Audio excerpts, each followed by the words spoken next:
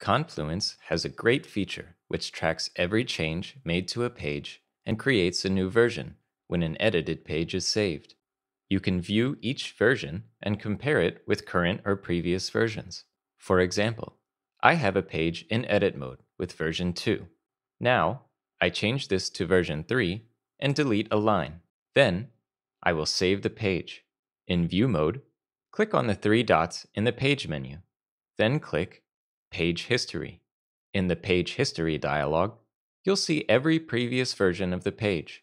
In this case, choose version 2 and version 3 and click Compare Selected Versions. On the left, you can see which versions you are currently comparing and when they were created.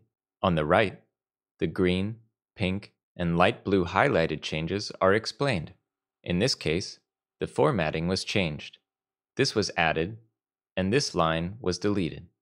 Either click Show Page History to return to the overview, or click View Page to see the current version of your page again.